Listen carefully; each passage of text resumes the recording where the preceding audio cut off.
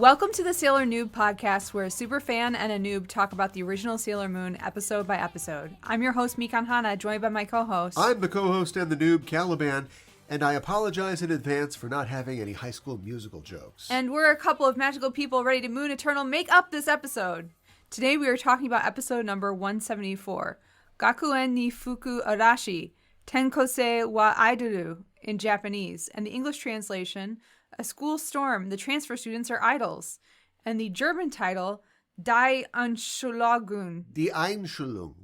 Die Einschulung. Yeah. School enrollment. Die is the neutral gender, the. Oh, okay. Die Einschulung. Die Einschulung. Yeah, I mean school enrollment. Yeah, they have a lot of words that mean more than one word. You think it'd be like, yeah, blop, school, and bloop, enrollment. No, they just got one word that means both those things. It's really about efficiency. I'm getting that. Although, is it efficient to say a 13-syllable word? I don't know. You got to ask the Germans. But they got some pretty great titles, and this one, no flowery things here. No. Did I ever tell you that I read a book of Rilke poems? No. I was trying to impress a girl. Okay. But also I enjoyed them.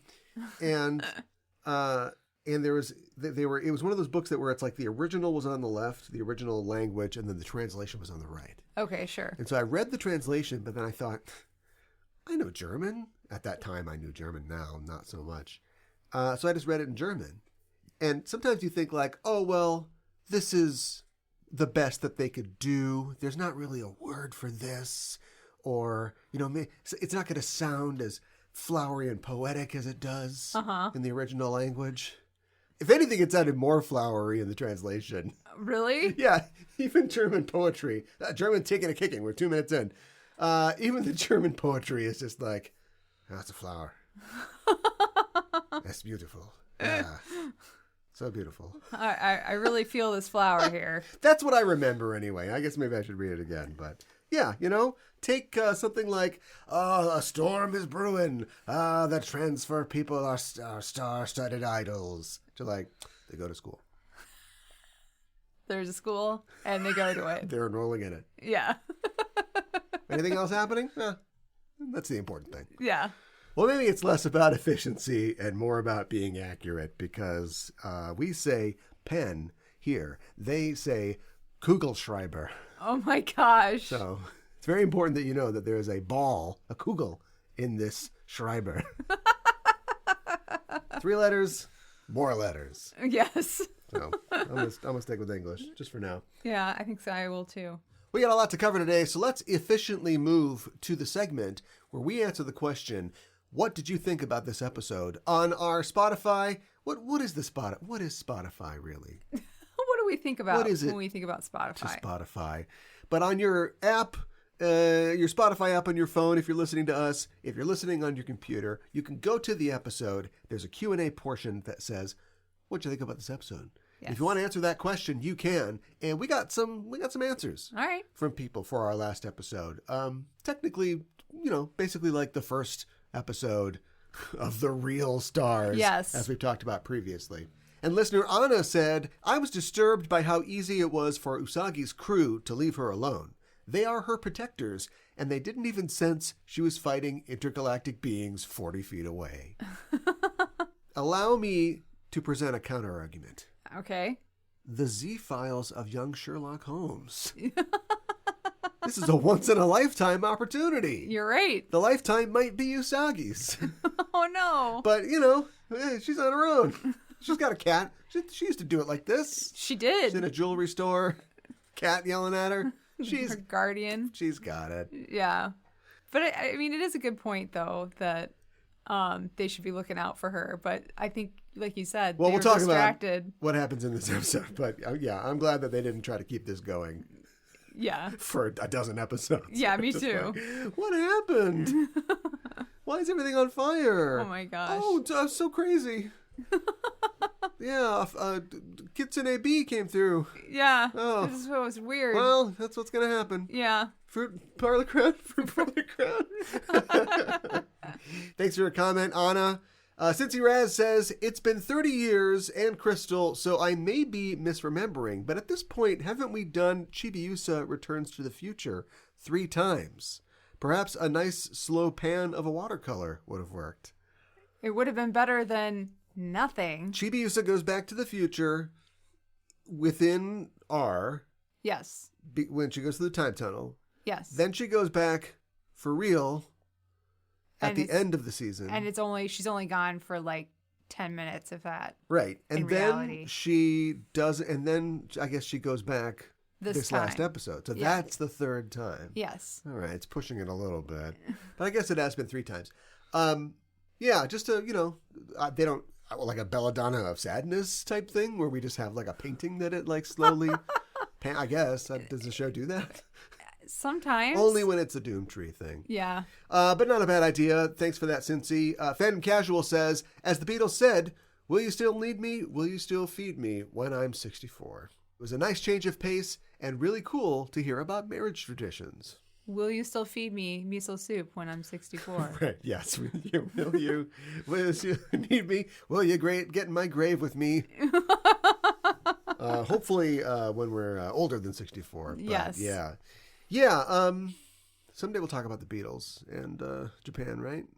Oh, that would be a good one. They went. Yeah. And we're doing bands. Yeah. Well, we got a band on the show this year, so... thanks for that idea, Phantom. New commenter Cargos Burr says, and soon another soul will fall into the infamous Mamousa versus Seiousa debate. I got a feeling he might become Team Seiya. Oh. What do you think? I think that I just realized, and nobody spoiled anything or ruined anything, but I just realized we're just doing Mamoru again. Kind of. This is Mamoru. Yeah. We got Mamoru out of town. Yep. Off of Earth, maybe. We don't know. And we bring in another short-haired, in the front, guy who's like, okay, Dumpinhead, sure. Meh. And she's like, oh, this guy, I don't know. And then later she'll be like, well, he's pretty good at football. Maybe not so bad. Interesting. Yeah. We have a Edward and Jacob situation. Yeah. Only they're both the same. But it was You think they're Edward both the same? and Edward with a rat tail. Oh my God. I don't remember if it was Naoko that said this or if it was a fan theory, but supposedly Seiya is a combination of Mamoru and Haruka. That was the idea anyways. That's too much power for one individual. So Cargos might be right. That might be my team. Thanks for your comment. And Cosmic Rain says, spoiler alert, the golden missile that hit Mamo's plane, it's Pegasus. That's right. Mamo and Pegasus are off to college for Wacky's 90s American misadventures. I'm telling the truth, Cal. Would I lie? I could see if Mamoru gets into like a Van Wilder situation. Oh my God. With Pegasus. That could be okay, except for what we know about Pegasus. Yeah, except for everything that we know about him. Yeah, maybe that's not so good. 'Cause I don't think I've seen Van Wilder, but it's not Porky's and it's not Animal House. Isn't it more these guys are trying to get laid, but they're respectful, or they don't get to disrespect the women? I think. I can't imagine Ryan sure. Reynolds would be in a movie that's disrespectful of women. No, you're right. I can't imagine that either. So, I don't know. Pegasus has the Ryan Reynolds role. Oh my God, no. Yeah, that's horrifying. So why Cosmic Rain? Why do you do this to us? Thanks for your comment. If you want to leave a comment and answer the question, what did you think about this episode? You can do it by going to Spotify, on your app, or on your computer, and answering our Q&A. So Cal, can you tell us what happens in today's episode? Yeah. You know what? I just might. We open on the roof of the school as Usagi stares at a jet plane flying across the sun, and we see the ring that she received from Mamoru glisten in the sunlight. But all is not sunny, and we are treated to a reading of one of Usagi's letters to her departed boyfriend.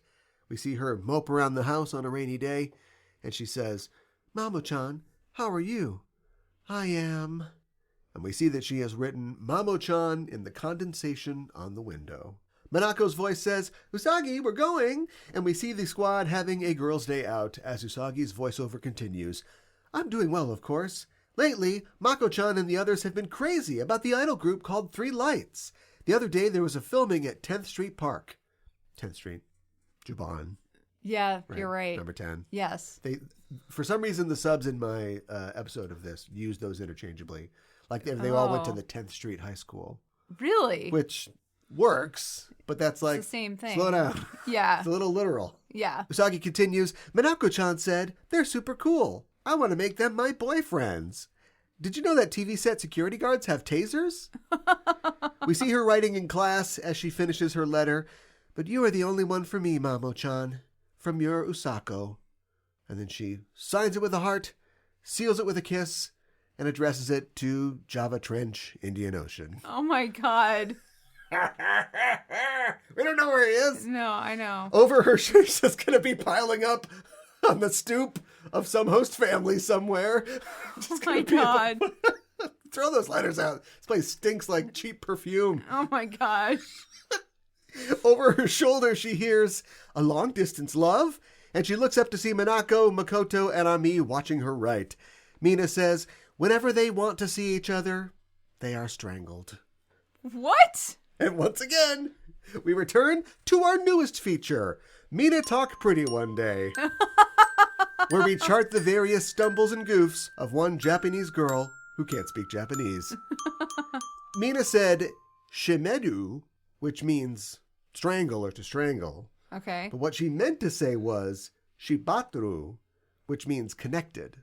Oh. So whenever they want to see each other, they are connected. Okay. Which still doesn't make a ton of sense. But that's beyond More the scope sense. of this segment, Mina Talk Pretty One Day.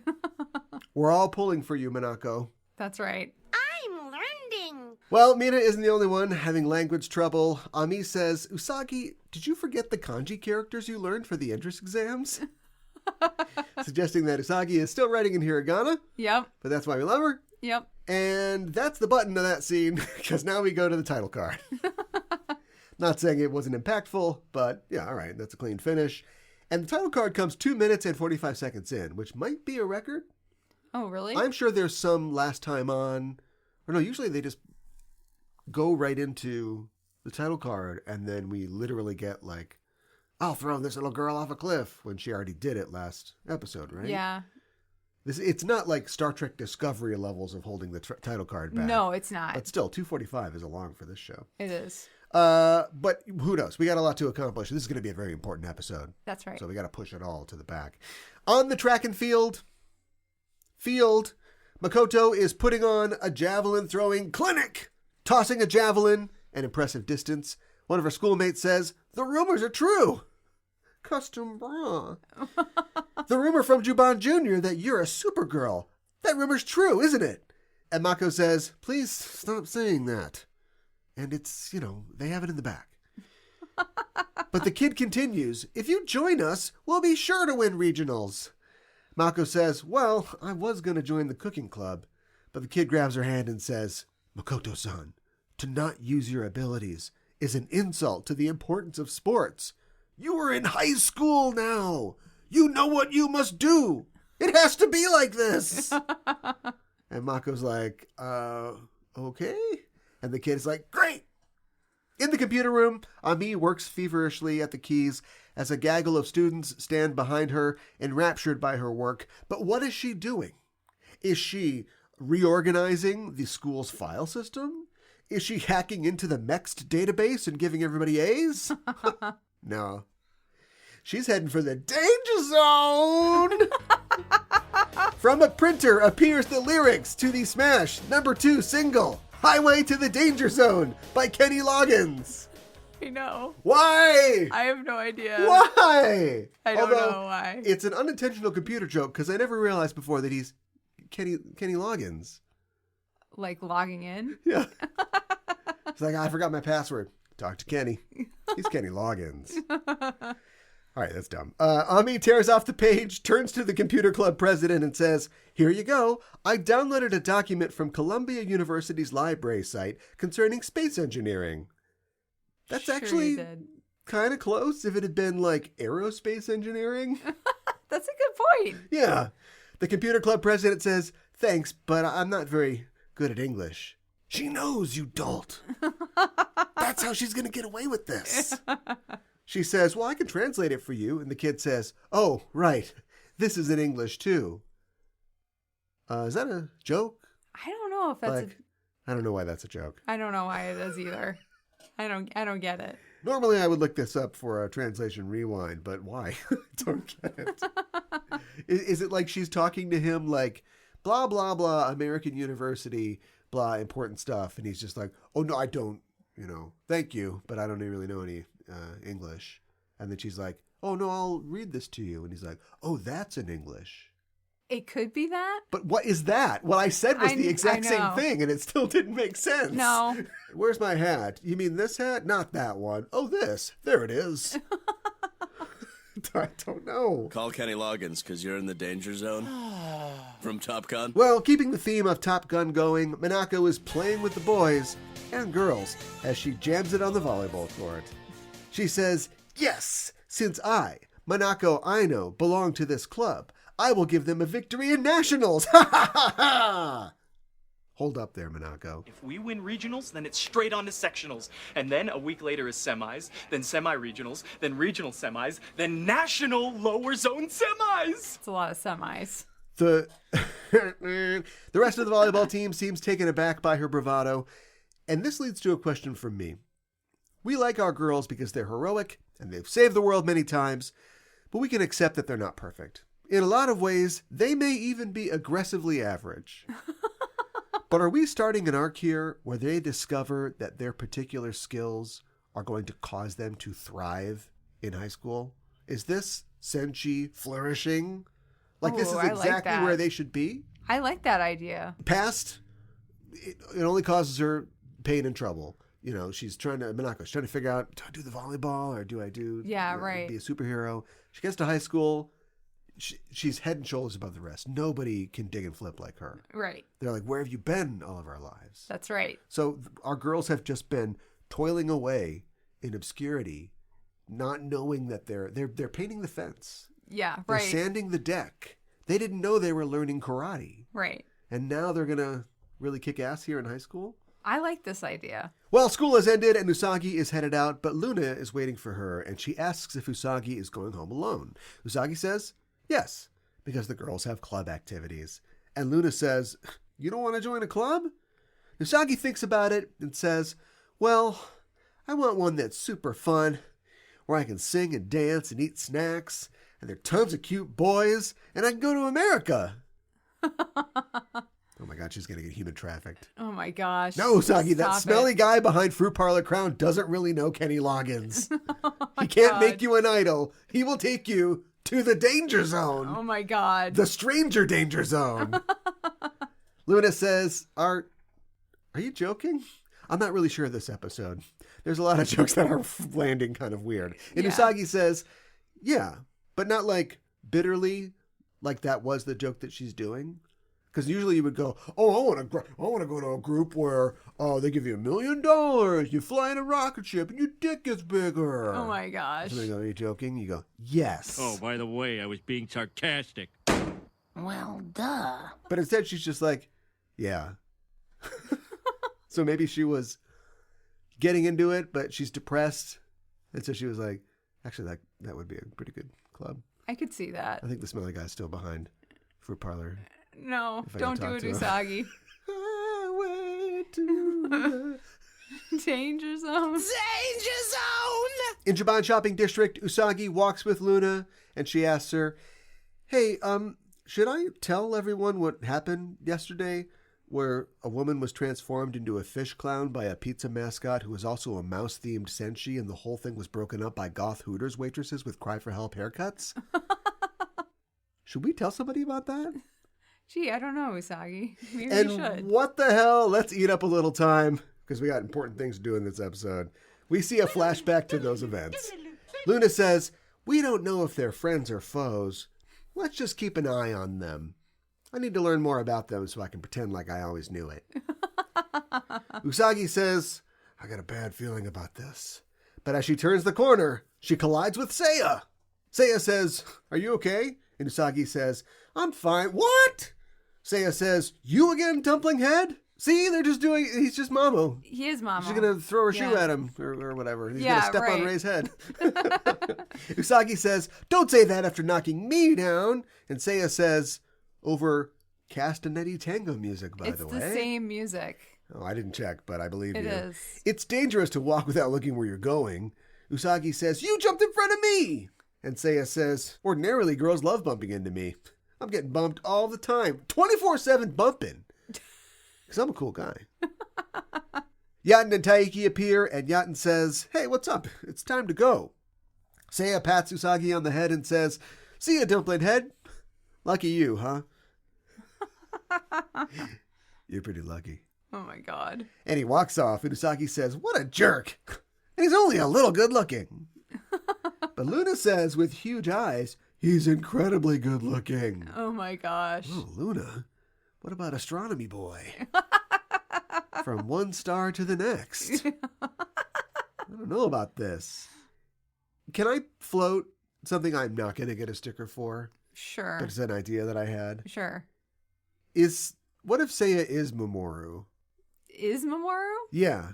Mamoru gets hit with golden missile jazz and goes. I guess we already saw them before he showed up, but maybe not. Who knows? There's flashbacks all the time in this show. And he's transforming into a lady when he fights crime.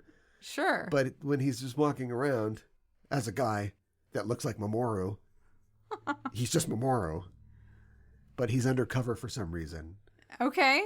I think it's a All body right. swap. It's a Switch, Jimmy Smits situation. Switch, Jimmy Smith. I can see that. Yeah. Who's the Japanese Jimmy Smits? I have no idea. There is none. We'll talk about that in a second.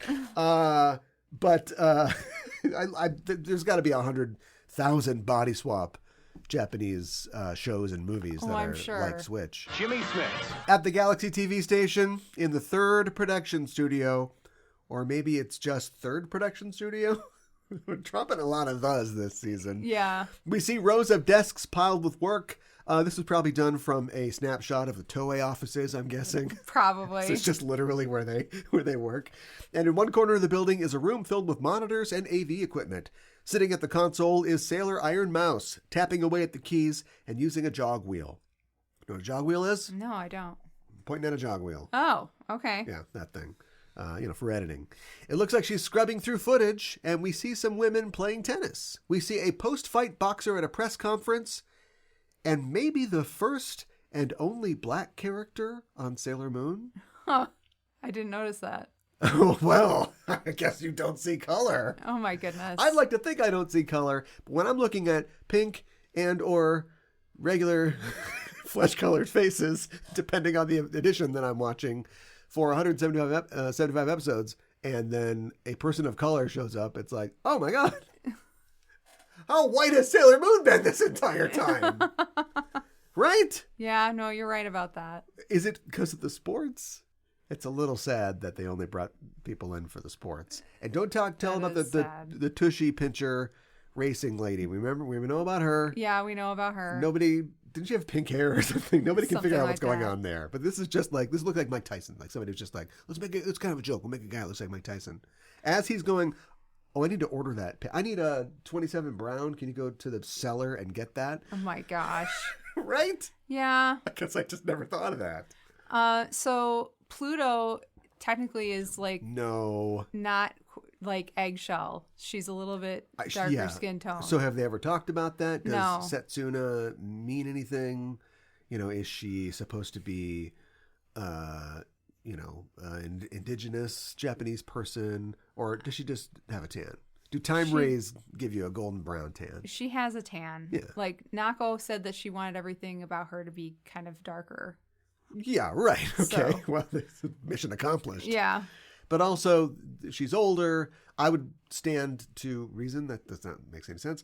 I would place money that if you put, Haruka next to Usagi, she would be a slightly darker shade Sure. of fleshy pink or whatever. Sure. Because the pinkest girls in the world are our young nubile heroes, right? Yeah, right. Yeah.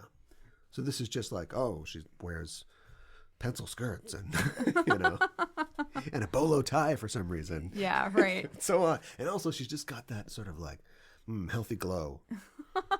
Sophisticated. Yes. She could bring home the bacon and fry it up in a pan. That's right. And never, ever tell her that she's not a man. How's that end? I don't know. If Remember a 50-year-old commercial for me. Go.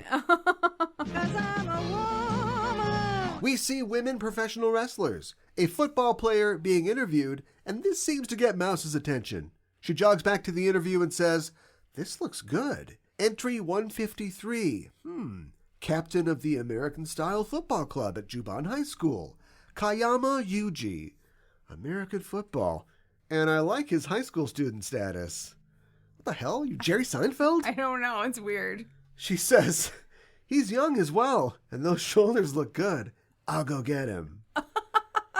Just then a phone rings. And are you getting shades of Mimette here? Yes, definitely. we got a diminutive bad guy looking at people on a TV, and a phone rings, and she's got to answer it. Mouse goes over to the desk, reaches for the phone there, then keeps reaching to the bottom drawer of the desk, where she pulls out a different phone and answers it by saying, "Hi, 3rd Production Department." A voice on the other end says, "Producer Nezu, the president is calling you." And I want you to know that Nezu means rat. Oh, wow. So she's Chuck E. Cheese! She's a pizza rat! Oh my my God, this is amazing!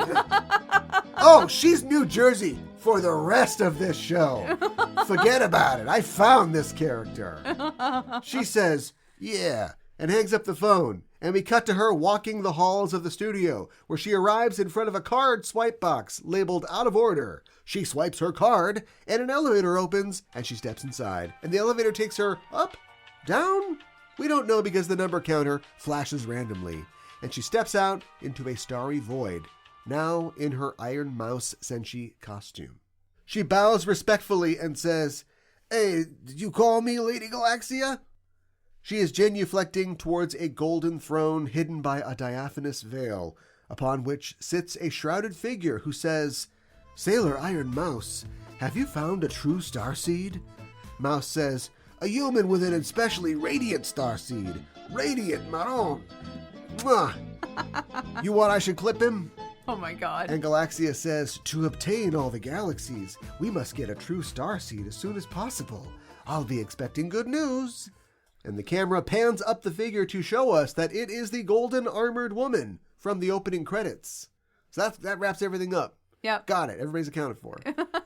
Unless well, wait a minute. There's a weird face. It's probably Galaxia. And then there's like a weird, it's kind of like that guy from TNG that kills Tasha Yar, but it's like a lady. What? A black goo lady who's like Black goo tentacles. lady? That's probably Galaxia too. All right, I think everybody's president. There's only 25 episodes left, right? Everybody's got to be here. Another day dawns in Azubu Juban, and the girls are on their way to school. But as they arrive, we see a crowd of girls all waiting in front of the building, and among them is Minako. They ask Mina what's up, and she says, "Don't you know? The 3 lights are transferring to our school. 3 lights are transferring to our school." Wow, this is exciting. Teenage pregnancy, teenage pregnancy, teenage pregnancy. Oh, my God. 3 teen pregnancies. Sorry, Usagi, your boyfriend is in America. You can't be pregnant with us. Oh, my God. But we'll see. The girls can't believe it. But up to the school pulls a purple Kia Soul with a shooting star on the side. Minako says, "See?" And Ray says, "Wow, a lot of people came." And the girls are like, "Ray!" And she says, "I wanted to see him too." Don't worry. I told my teacher I thought I might be gay and I needed to talk to somebody. Never did that? What do you mean? The time that I the time that I grew up, pre-Sopranos, the embrace of therapy and mental health was increasing. It wasn't just rich people and weird California types who needed to have their, head shrunk or whatever. Right. It became like, let's apply this to things. Sure. So in the span of like 2 or 3 years, not only did my school introduce a student crisis thing, which I hope has continued. I haven't been in a high school in a long time. Too. But I'm pretty sure that probably still happens, right? Yeah. There's probably a school counselor now. We didn't have one. We had the students do it. Weird. Really? When I was studying acting in college and I was going on auditions, one of the auditions that I went on was for a video about selling mental health services to soldiers, to on-duty soldiers, and I suppose off-duty soldiers. Oh my gosh. And gosh. the point was we had to make, because the VA or whoever is just going to offer this. Now there's the guy with the white collar, and there's the guy with the God is dead sign around his neck, you know? Oh my God. You know, like we're going to have these mental health services because obviously necessary. Yes. But all these, and I understand why, but all these soldiers are too macho. They don't want to do it, you know? Yeah, right. And so we were making a video just to sell to them the idea of this being a thing. Oh my gosh. So that was increasing everywhere. Sure. That doesn't mean that you can't exploit it. What do you mean? So if my friends and I decided that maybe we want to get out of class, it's going to be a boring test or something, then you just say, Jenny is just she's feeling kind of down and she's having some kind of bad thoughts. And so then you get to go Oh my God. hang out in the beanbag room for a while. Oh my God. Yeah, not great. When I think of all the kids who, and you know, this is also a class thing, I suppose. When I think of all the kids who got in trouble and suspension or whatever, although that's what they want, for skipping school, I missed so much school, and it was all sanctioned. Do you know what I mean? Yeah, I think I It was know what you all mean.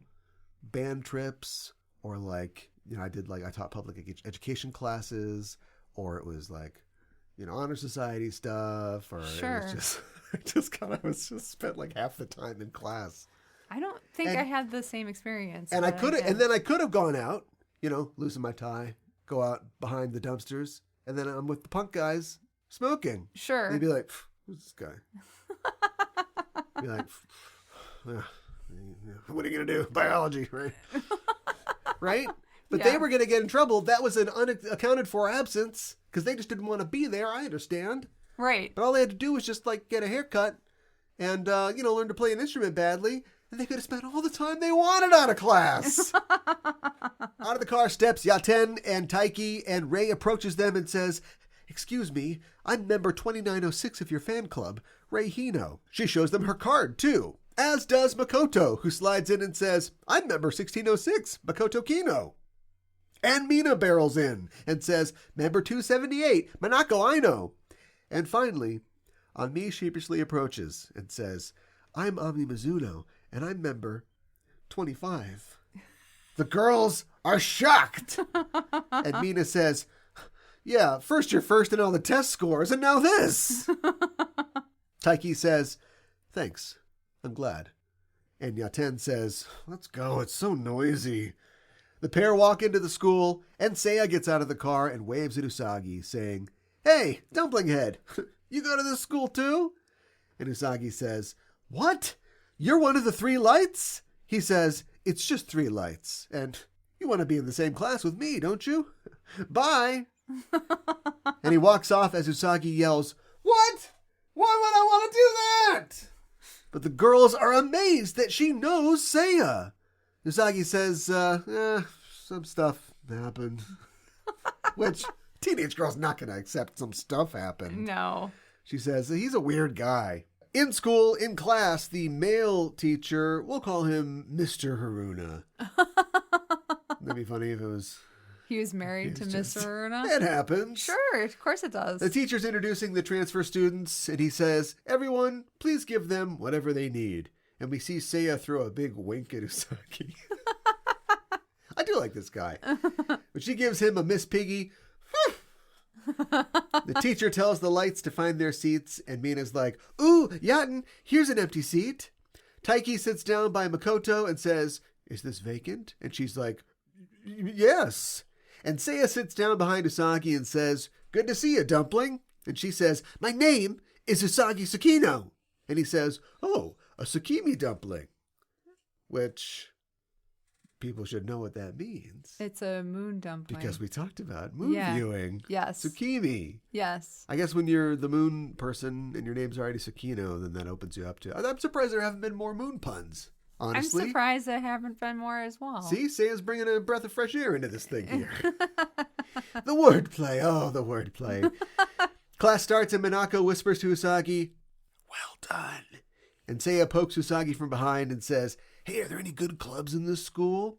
And Usagi says, "I'll tell you this. There aren't any where you can sing and dance and eat snacks. And there's super cool boys. And you're going to America. I'll tell you that." And he's like, "Okay." Mina appears out of nowhere and says, "I'll show you around." And the teacher says, "Hey, I'm teaching up here." Mina goes back to her seat and Seiya leans into Usagi and says, "Can you show me around too?" And Usagi's like, And Seiya says, "So cold." And Mina says, "Can I come along?" And the teacher says, "Shut up!"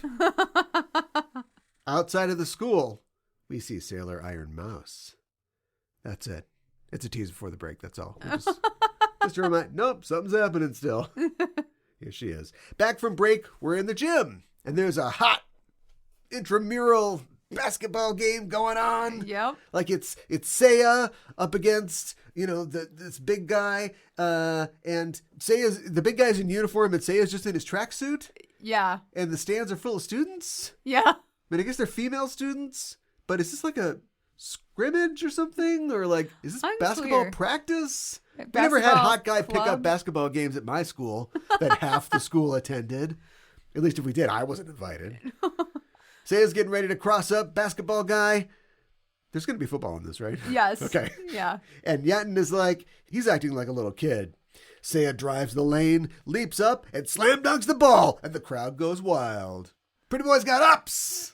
Yeah. It's kind of impressive that he just joined this club and He's not even joining the club. He just showed up to demolish the basketball club. And he just moves right on. Yeah, you're right. It's just like, do better. Where's chess? And Seiya spends 10 full seconds coming down from the hoop. It's like the Prince sketch. The Chappelle thing. Yes. Game. Blouses. And I'm loath to tax Chappelle at this point in his career. But what he made belongs to everyone. Art is for us all. That's right. And this 89-pound kid can jam it. This cat can ball, man. The squad is flipping out over this win, I guess. This sudden death overtime jam. And Ray loved it most of all. Ray! Don't worry about it. I called in a bomb threat. Oh my gosh. Maybe it's not funny. No, it's not funny. I had a lot of trouble coming up with innocent high school hijinks. Especially, this actually takes place pre-Columbine, so high school was still an ABC after-school special. You're right. Oh, there you go. Helen Hunt threw herself out of a window. Oh my god. Well, was that an actual after-school special? Insert audio here.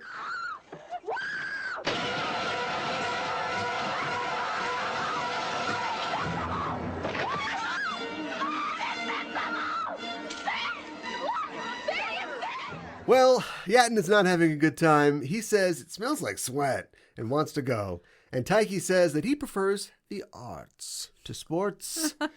Yatten says, "I don't like art either. I'm going home." You never know what he's thinking. That's what's so great about him. Unless he whines it to you, and then you know. Yeah. He leaves, and Mina pounces on Taiki. Look, Mina's got game. Yeah. You can't deny it. I don't know if it's good game.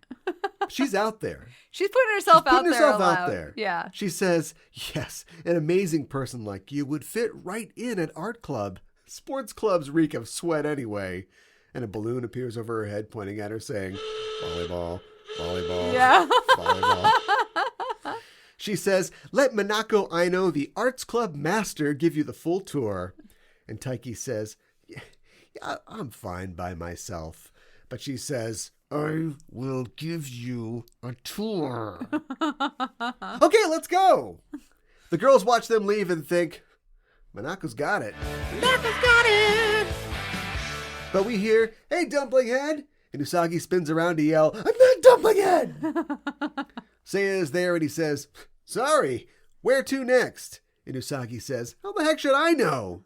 Behind her, the rest of the squad looms over her as they say, Usagi, our object of affection shouldn't be talked to like that. And Ami says, but I don't know much about him, though.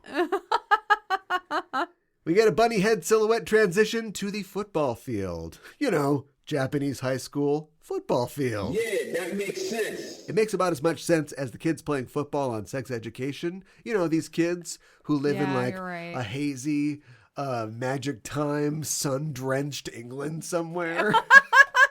And then like, oh, Jackson, he's a football star.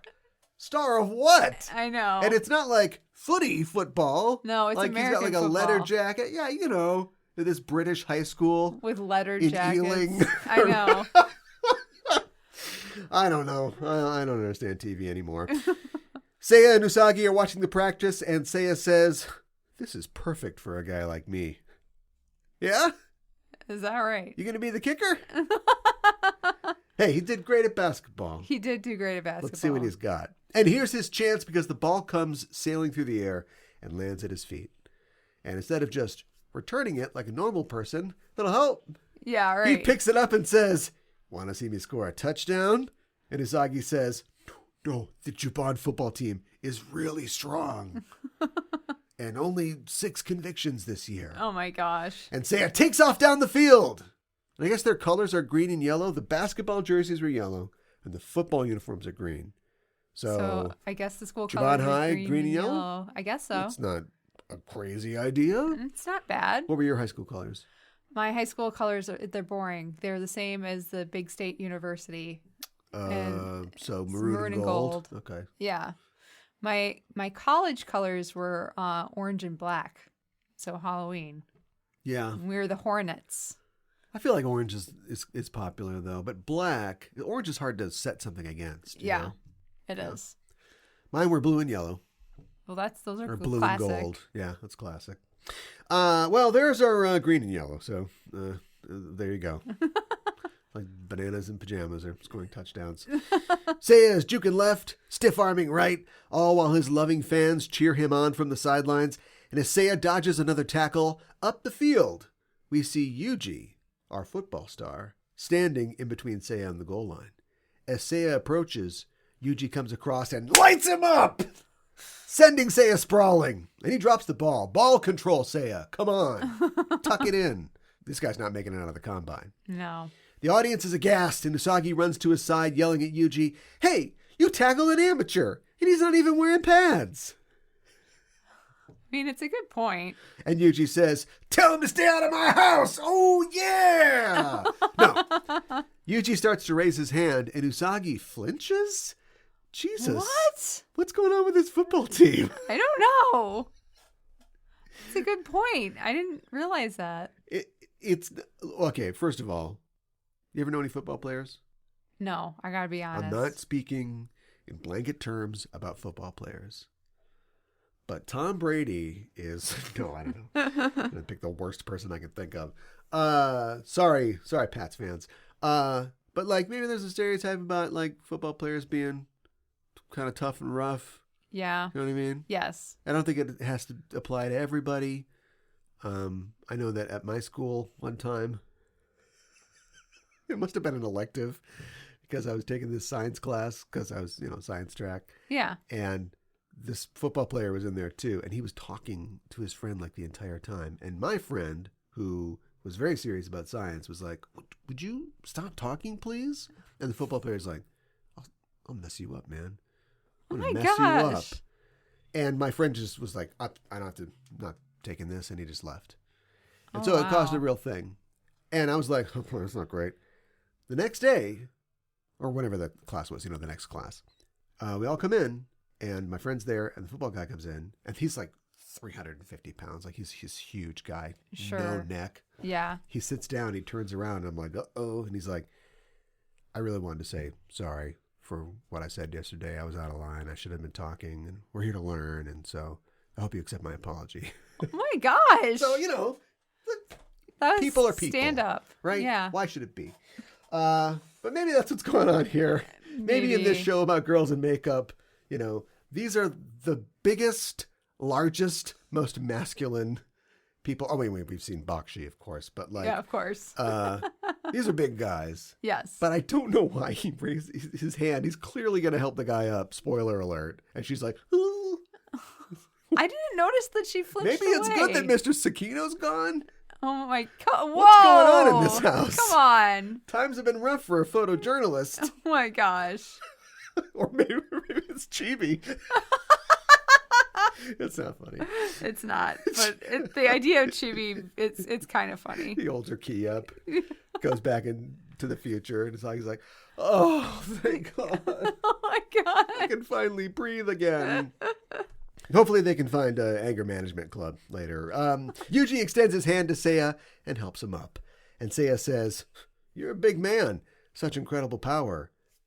One flirt at a time, Seiya.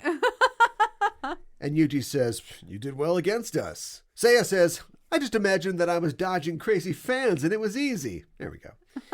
Yuji says, you want to join the team? We need a water boy? And Seiya says, sure. Man who is 1.5 feet taller than me? Usagi's like, what? No, after what he did? And Seiya says, you wouldn't understand, Dumpling. It's man stuff. Jesus, too. Squick harder. Yuji says, nice to meet you, Miss Dumpling. All right, well, that's a good. All right. That's catching on. Yeah. Later, Yuji is running his head underwater, under the sink, and he hears outside. There's no water boy. That's why they didn't want to say Oh, that. yeah, okay. I don't know. He's just back by the latrines or something like that, and he's, doing the thing. And he hears, you have good sense, Kayama-kun. Mi piaci. And out of the bushes steps Iron Mouse. She says, it's like you were born to be an American-style football star. There's not a ton of Japanese players in the NFL. No. Or maybe none. I There think could- there have been in the past, Yeah. but it is not very common. There's Pacific Islanders. Sure. No, Japanese guys. It's not like No. baseball. Yeah. I was Because gonna there's say. no football in high school in Japan. Well, I we'll reject talk the about premise it. of this episode. Okay, good. I want to hear about it. She says, I'm a producer at Galaxy TV, and my name is Nezu. I'd love to collect data on you, you big calzone, you. Yuji says, I got a meeting to go to with my accountant, so maybe later. But Nezu keeps up with, wow, such big muscles. You're like Dan Marino over here.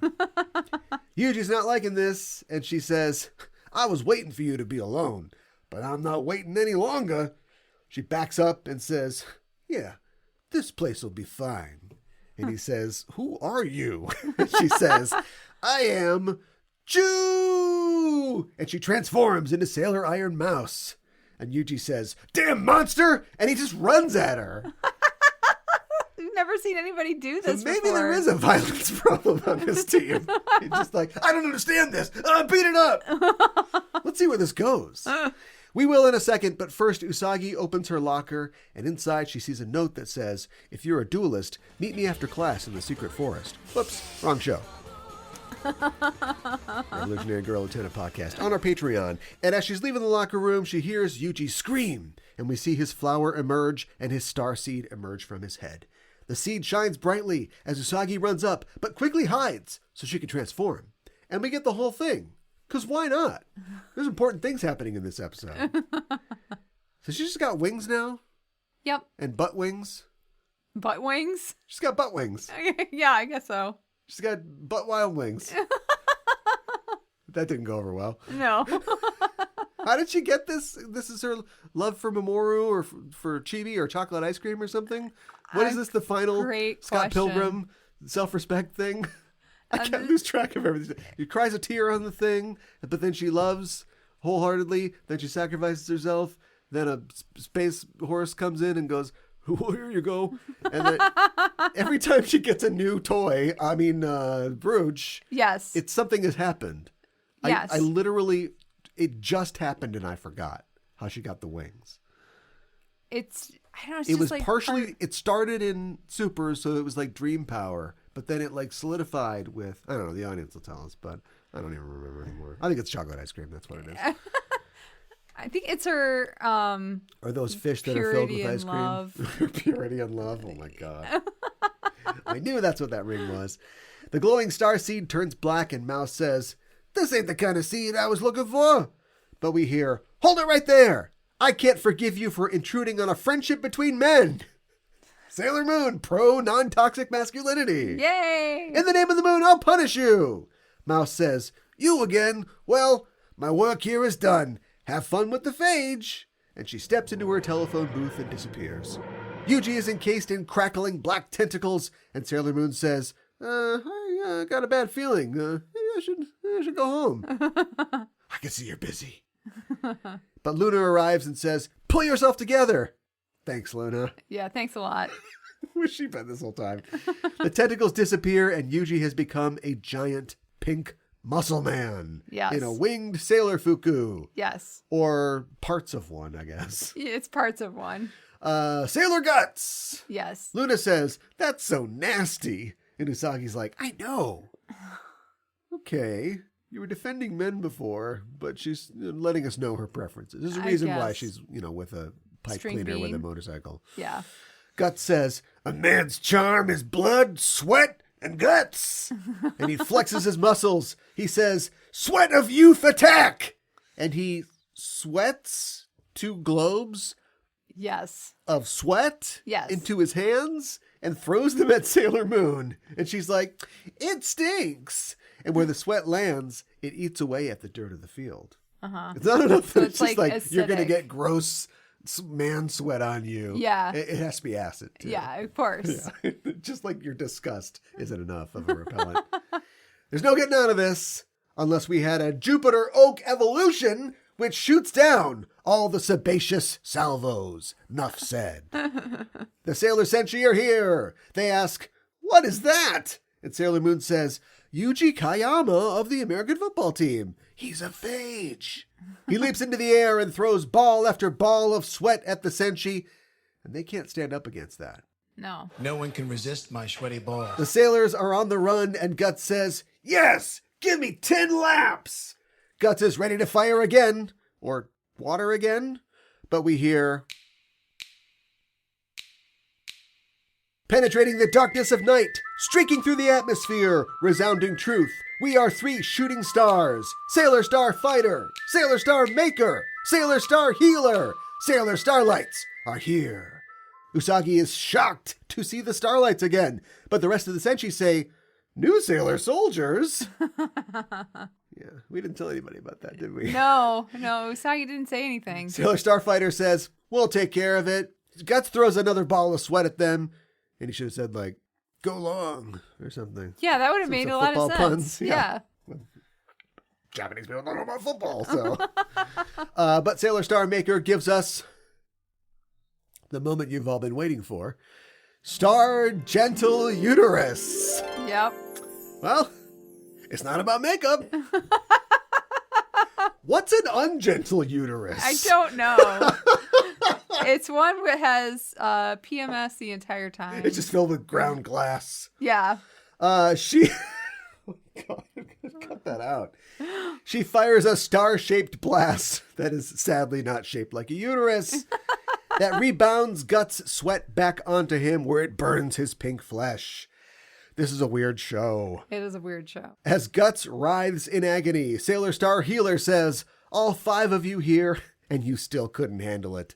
And Fighter says, and you call yourselves Sailor Senshi. Maker twists the knife by saying, how pitiful. And the girls are like, no, you. But Sailor Moon says, wait!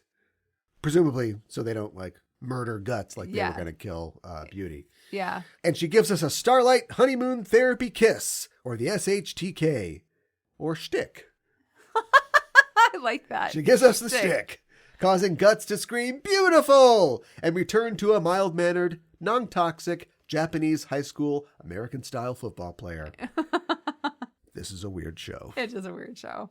The threat contained, the Senshi turn to see the Starlights have vanished, and the Senshi wonder, what is up with these other Senshi? And should they maybe start showing a little more skin?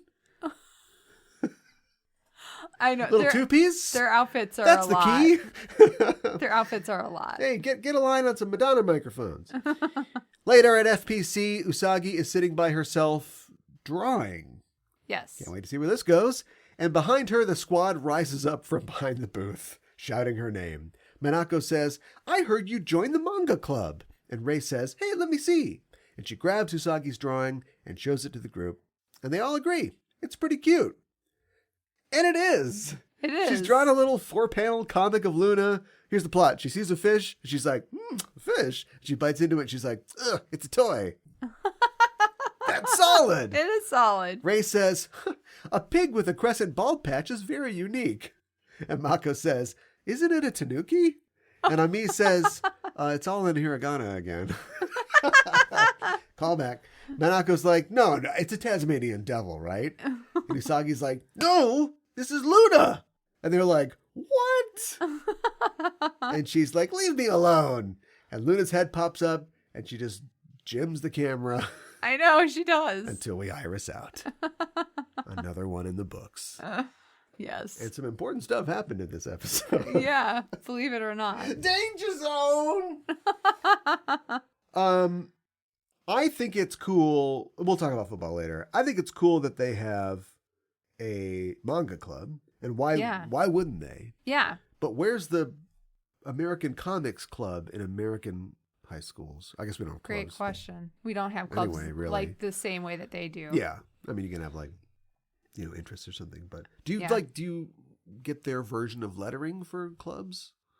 I don't know. What's That's the a really good question. incentive to do it? I mean, obviously it's to, to have fun, but. It's to have fun. It's also to, I think, put something on your resume, potentially. I was in club. I was in manga club. Well. I was thinking about something. Hopefully we don't do it too much this season. Last season was a big deal. Every one of these seasons has a special prize that we're trying to get. And this, a thing out of the Cracker Jack box. Yeah. There's a prize in every Cracker Jack box. This is a terrible example. The golden ticket in the Wonka bar. Right. And we're always looking all through town for Wonka bars, right? Uh-huh. Just Yes. 5 little Wonka bars. And their Wonka bar boyfriend and their Wonka bar sister-daughter. And they're like, where are we going to find these Wonka bars? My point is, it's always somebody we know. So whose seed is the magic seed this season? I don't know. I can't tell you. I think it's Seiya's. You do? That's who I think it is. Okay. Because this is clearly the breakout character from Three Lights. And if we're looking for somebody who can do everything really well, we've already seen that clearly a talented, singer, maybe songwriter, I don't know, performer, charming, intelligent, good at basketball, good at football. I think it's Seiya. Now, if we just go through another 20 episodes where it's like, I can't believe you can do animal husbandry this well, then like the fix will be in at that point. But that's what I think that we're heading towards here, right? Okay. It's got to be that. We do that every year. We do that every year. It's about time that somebody, stood up for the men here, okay? What's up with men's sweat is stinky? We're not I'm not stinky. Hey, what's going on?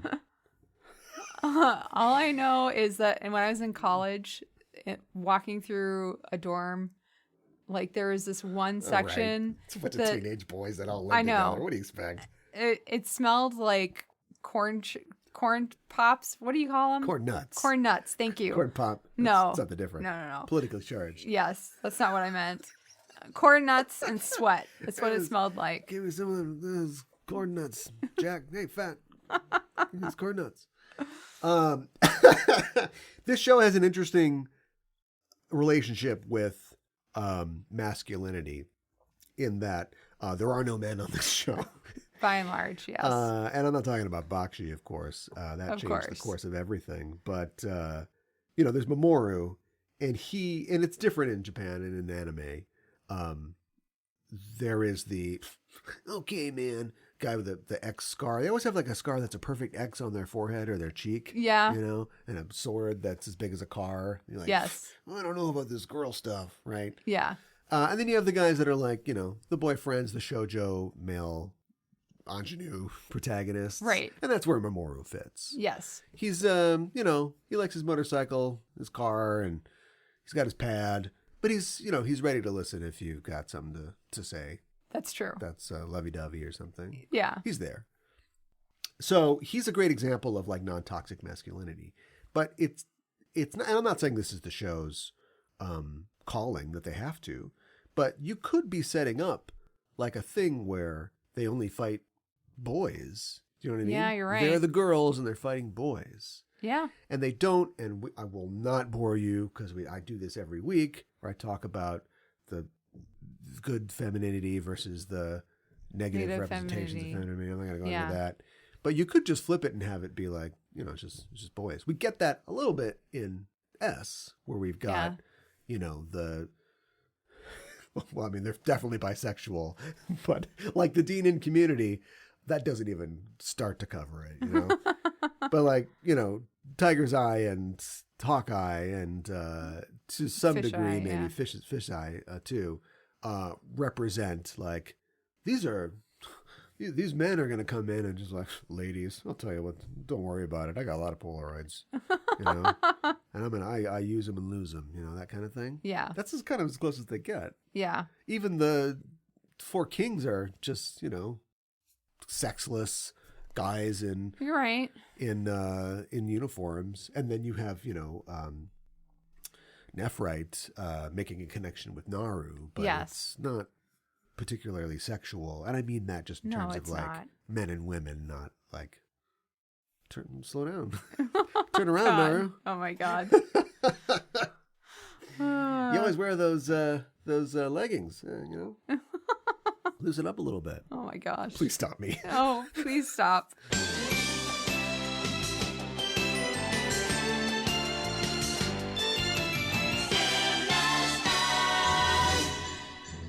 All of you relax. This is a matter of inconvenient timing, that's all. Rebooting the podcast was inevitable. This is simply the beginning. I thought I told all of you I want broadcast silence until further... Ooh, I'm very sorry, Cal. I didn't get that message. Maybe you should have put it on Twitter. I figured since you were relaunching the Just Enough Trope podcast, you might be a little lonely, so I decided to be your co-host. That's very kind of you. I assume you're our mysterious podcaster. You're most troublesome for a Sailor Moon fan? Sorry, Cal. Wrong guess. Would you like to go for an all-new show where the hosts haven't really changed? Who are you, then? Just a fly in the ointment, Cal. The dye in the hard. The moon and the lighting. She's talking about the rebooted Just Enough Trope, where we'll dive deep into the pop culture elements that make up your favorite movies, TV shows, comics, and video games. See if she's lying about moonlighting and find out if Bruno has returned. No, respect yourself. Miss Mystery Guest, are you still there? Yeah, I'm still here. Unless you want to sing a duet with me. No, I'm afraid not. But you have me at a loss. You know my name, but who are you? Just another podcast host who saw too many movies as a child? Another orphan of a bankrupt culture who thinks she's John McClane, Corbin Dallas, a crooning Alcapop pitchman? I was always kind of partial to Seagram's Golden Wine Cooler, actually. It's wet and it's dry. Do you really think you have a chance with this new show, Ms. Co-Host? Yippee-ki-yay, Mother Cooler. Just Enough Trope, 40 stories of sheer pop culture deconstruction. Available everywhere you listen to your favorite shows. Do I sound like I'm ordering a podcast?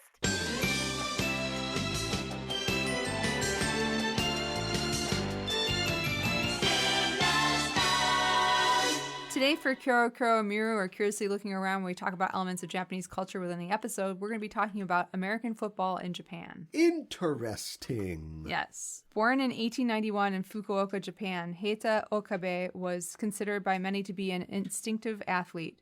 In addition to having a black belt in judo at a young age, he was also recognized as a skilled boxer, tennis player, and sumo wrestler. What? Roll it right back there. Yeah. What? Yeah. Sumo wrestler. Sumo wrestler. He wasn't a huge guy, though. like the featherweight class of sumo? Probably. Tennis player. Yes. Right? Yes. So we got Pete Sampras. Yes. Yokozuna. Yeah. I know. There's a mismatch here. I know. Okay. We've talked about sumo. We haven't, actually. It Well, hasn't you've said been a something about Kuro sumo. Miro All right. about Well, we it. have to that's another one to write down just to wedge make that sure we in. cover it. Yeah. Just really push it in. Onto the train. And then push it out of the ring and win. Oh, you're right. Yeah. Yeah. So, relocating to the United States as a graduate student at the University of Chicago to study physical education, Okabe took an interest in the game of American football and joined the team as a left end and tackle. So this is like the turn of like the last century, basically. This is, it's like the odds. The teens. The teens, okay. Yeah. Once Okabe returned to Japan in 1920, he began to teach the game to both high school and college students, as well as publishing articles in local sports magazines that explained rules and used illustrations of formations and plays. American football was more widely introduced in the 1930s when Paul Rush, a teacher and missionary from Kentucky who came to Japan in 1925 to help rebuild YMCAs following the 1923 earthquake. Rush got together with some of his friends and they decided that they were going to teach American football to university students in Japan. They started the Intercollegiate Football League, and the league consisted of Americans that worked at Waseda University, Meiji University, and Rikyo University. Okay. In November of 1934, the first football game was played between an all-star team of the 3 Tokyo universities and a team of the Yokohama Country and Athletic Club, consisting of Americans and British living in Japan. The Japanese college team won the game, and there was a crowd of about 20,000 spectators. Wow, okay. So they got quite a bit of people to show up. I'm sure that they're all accomplished athletes, but the sports and leisure club just sounds like, ooh, well, I guess I'll wear my good football pants today. Yeah, right. Jeeves, bring the sampan around, and right? Can you iron my rugby shirt, please? Right. Oh, no, sir, you're playing football today. Oh, my word. Oh, thank you. I had a little too much gin last night. Well, it's a faux pas. 25 minutes later on the field, BAM! In the dirt. Well, and apparently they were, like, good at rugby, but they weren't necessarily well-versed in football. So okay. So they didn't play as well as the other team did. Right. So the college kids are hungry. Yeah. Rush acquired support to get uniforms and equipment for the players. Hosei and Kei universities each provided one additional player to the team, creating a roster of 26 Nisei students that would face members of the Yokohama Country and Athletic Club on Thanksgiving Day at Meiji Jingu Stadium in Tokyo in 1934. I love how it's Thanksgiving Day, American holiday. Well, we got a really great game. It's big time Japanese football. Boom! All right, who's gonna get the extra leg from the dynamite roll? What do they have in Japan? That's not like instead of an 8-legged turkey. Oh. I don't know. That's a really good question. Well, showed a lot of good hustle out there. There you go. Maybe like a huge tuna or something like that. Yeah. Give him the cheek. He deserves it. The Yokohama team was primarily composed of English and European immigrants with vast experience playing rugby. Though these men were bigger and seemingly more athletic, they had little to no experience playing American football. The success of this game gave rise to Rush organizing a series of matches with an all-American collegiate team. In 1935, a 3-game contest that pitted American players from West Coast colleges against the Japanese All-Stars. The Americans won by a landslide by scores of 71-7, 73-6, and 46-0. Yeah, that's the most visible outcome there could possibly be. Yeah. Yeah. All right. Well, keep trying. Yeah. But they learned a lot. They did learn a lot. But they learned a lot. 1 year later, the Tokyo All-Star team would travel to the United States with sponsorship from American beneficiaries to play against the all-Southern California high school team, losing 17-6, and would then force a scoreless stalemate against Roosevelt High School, Hawaii's top-rated high school football team. Huh, okay. So, doing better. Yeah. Stalemate. There you go. Way to go. During World War II, American football in Japan came to a halt. However, soon after the war, football in Japan resumed. Rush, who had... probably increased. Yeah. Rush, who had earlier left Japan for the war, returned in 1945. During the following years, high school and junior high school teams were formed. The 1970s saw American college football teams visiting Japan. In 1971, a Utah State University team led by coach Chuck Mills and future NFL quarterback Tony Adams played 2 exhibition matches against Japanese all-star teams, winning by wide margins in both games. Brigham Young played 2 exhibition contests in 1977, also against Japanese all-star teams, with the American side again winning by a landslide both times. The Cougars returned to Japan the following season to play an official regular season game against University of Nevada, Las Vegas. All-American quarterback Mark Wilson threw 3 touchdown passes to lead Brigham Young to 28-24 victory in front of a crowd of 27,500 people in Yokohama Stadium. 28-24, that's not bad. Yeah. That means that, so he threw a touchdown pass. So that means that the Japanese were up at one point. Yeah, I suppose it does. Huh, okay. Well, there you go. Yeah. It's not, look, this gets thrown around a lot, usually for propagandistic purposes, but it is an American institution. It is. And like, at some point, I mean, even in the teens, like the 19 teens and maybe the 20s, there's already a track where it's like, yeah, I'm a pituitary case and I'm going to go to college for football. Yeah, I'm not going to study anything. And then I'm going to, make my way into whatever professional, I don't remember when the NFL started, probably 20s or 30s. Yeah, probably. Whatever professional football association exists. Or I'll go to the USFL. Or Canada. Or Canada. And so there's just not, no matter how big you are as a Japanese guy, you have not been training your mind and body and taking steroids for years, to do that. No, you're right. So, I mean, it's also a cliche to say, they're just brave to go out there. But I think they are really brave to just go, oh, this is a different level of competition and we're going to go out there and do it.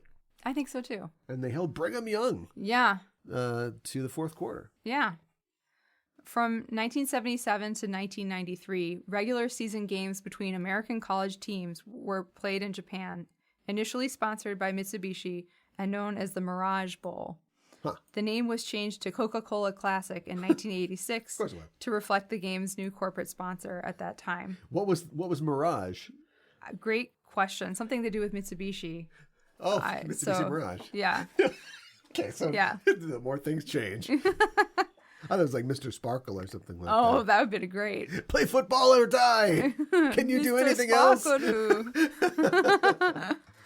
Grambling State University defeated Temple University 35-32 in the initial game, held at Korakuen Stadium.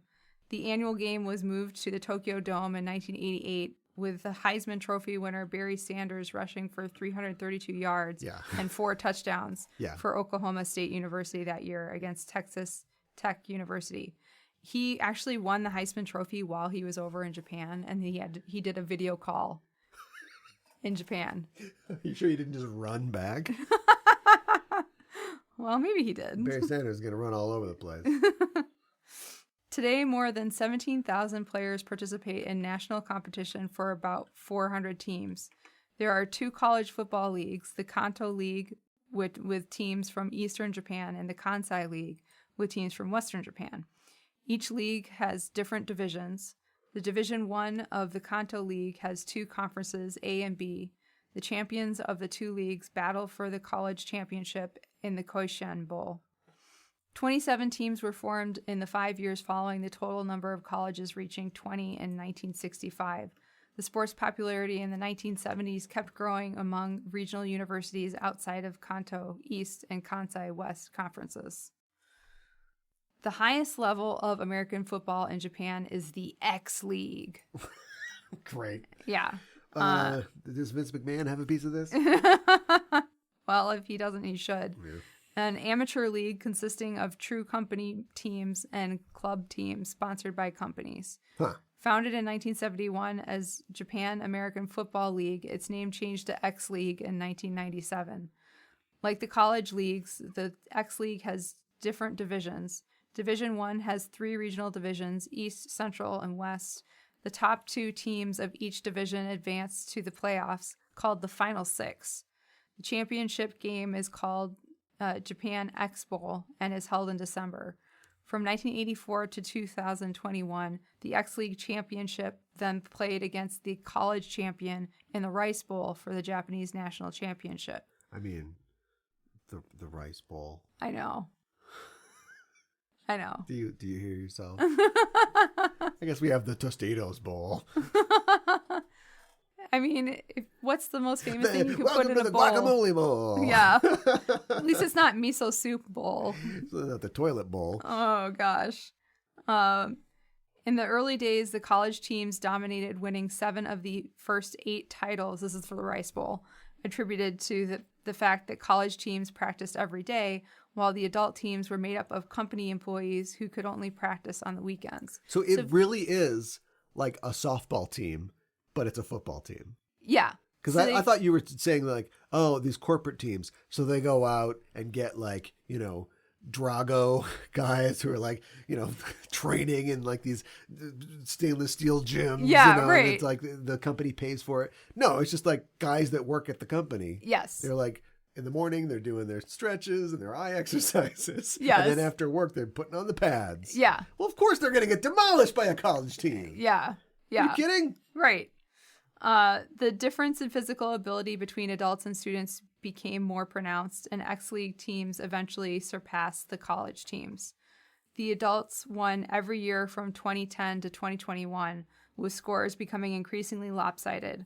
For physical safety, the 2 different levels would no longer face each other from the 2021-2022 season on. Instead, the Rice Bowl became the X League championship game, while the university teams crowned their champion at the Koishian Bowl. Okay.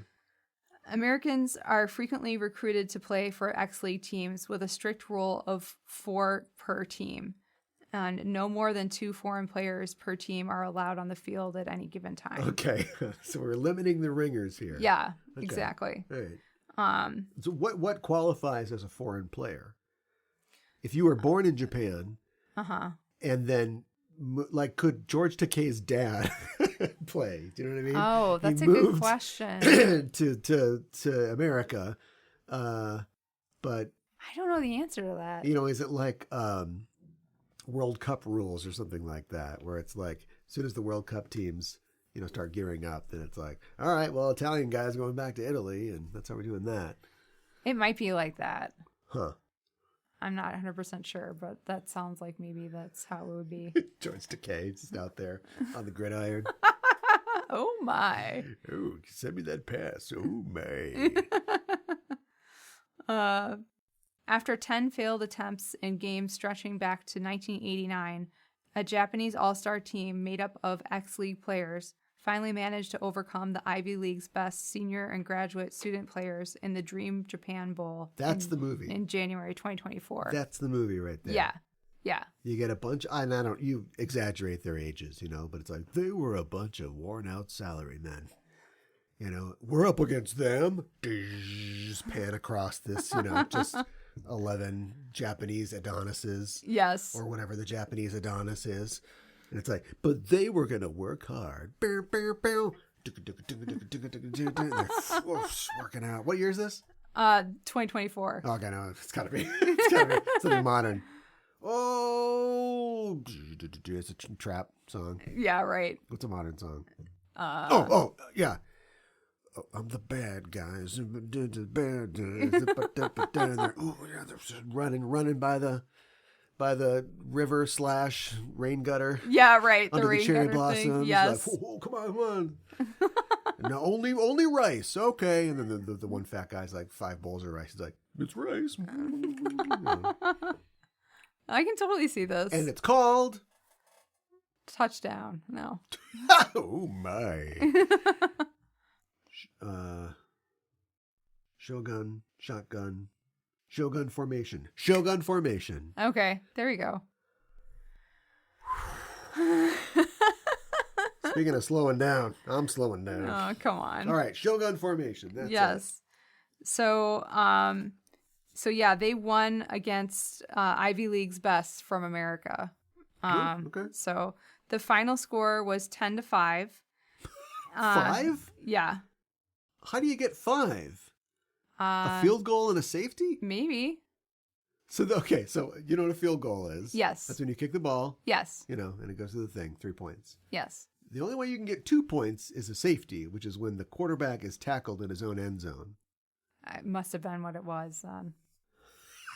Okay, so it's like pretty impressive. So they're playing defense all day long, is what you're telling me. Yeah. Single digit scores, and the guy got sacked in his own end zone. So they're not about putting points on the board; they're about keeping points off the board. Yeah, I think you're right. That's a way to play. Yeah. Quote, I'm part of history for Japan football, running back Samgee Grant said at the game. Wait, hold on. Sorry. His name was Samgee Grant? It's Samagee Grant. That's very close to Samwise Gamgee. It is. It's sort of like that was like if Sam Gamgee was going undercover, that would be his name. No, Mr. Frodo. Underhill? Are you kidding me? I get to pick the names this time. Yes, I'm Samgee Grant. Yes. Oh, well, they'll never find us now. Quote, that was really the most important thing for me. I told everybody the most important game this year is the Dream Bowl. The Rice Bowl is for my team. The Dream Bowl is for Japan. So, and they just won the Dream Bowl. Right. Okay. Yeah. This is winning bowls. That's right. Left and right.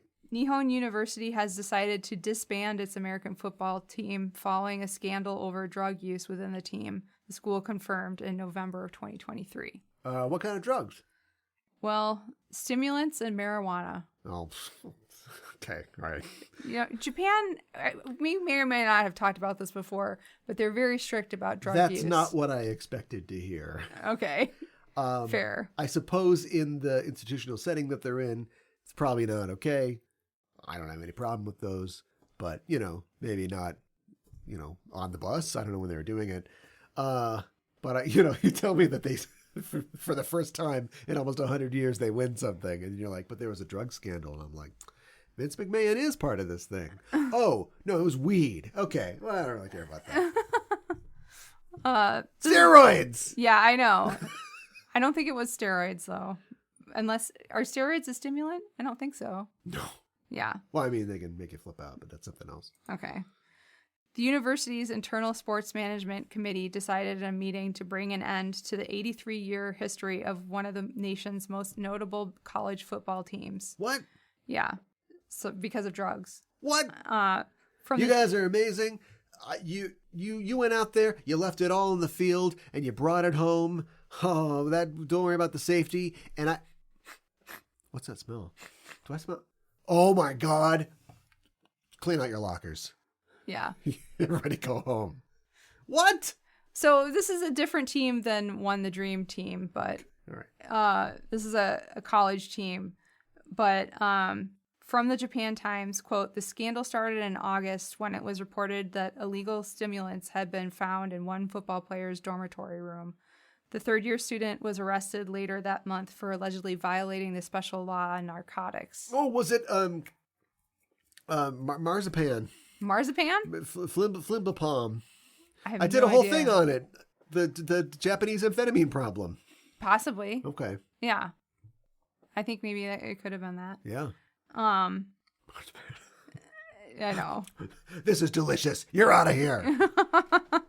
2 more players on the team have since been arrested, both on suspicion of purchasing marijuana. A third party reported on the scandal released in October found that there was a culture of out-of-control drug use within the team, highlighting that there have been multiple students who have taken drugs besides those arrested. Athletes at different schools, including Waseda University, Asahi University, and Tokyo University of Agriculture, have been arrested in 2023 for having marijuana. Okay. Established in 1940, the team has won the Koishin Bowl, the national college championship game, a total of 21 times, the second highest in the nation. The team's accomplished record also includes 4 wins of the Rice Bowl, the championship of all American football teams in Japan. Their team is called the Phoenix, so it's a shame that they won't be able to resurrect themselves. Oh my God. Did you write that yourself? I did. All right. Clean out your locker. Drugs? Have we done drugs in Japan? I mean, I did. We haven't. Methamphetamine. We haven't talked about that as a Kuro I Miru. wonder what the weed thing is like in Japan. It's illegal. I know that much. Well, I mean, it still exists. Yeah, I know. Interesting. Yeah. Well, okay. So, seems like it was a little more Than endemic marijuana. than it seemed like before. Well, it's too bad. Yeah, it really is too bad. I mean, it's too bad. Well, the reason it's too bad is because something that is, first of all, it's like, remember when like, this is like Sean, who's the flying tomato guy? Oh, yeah, the I was going to say Sean snowboarder. Young, but it's like, that's the girl from Blade Runner.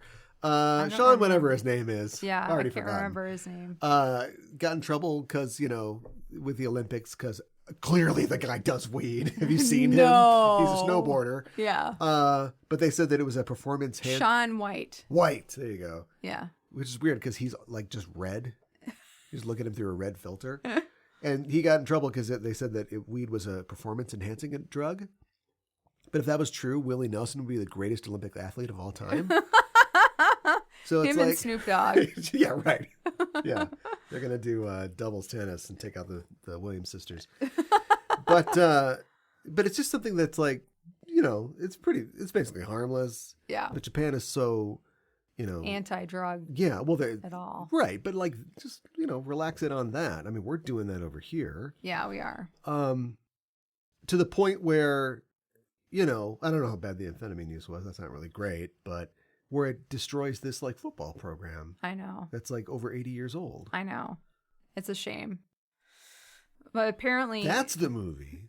Oh, the football team gets disbanded? Well, we don't know the end of the movie yet. Yeah. They got to get the team back together. That's true. So the team actually began to develop a bad notoriety in 2018, following what is known as the, quote, tackle scandal, when a player made an unsafe tackle in an exhibition game against its top rival, Kansai Gakuen University, injuring the opponent's quarterback. The tackle was made under orders of the coach at that time, and it led to a criminal investigation. Oh, so he's like, this is like a...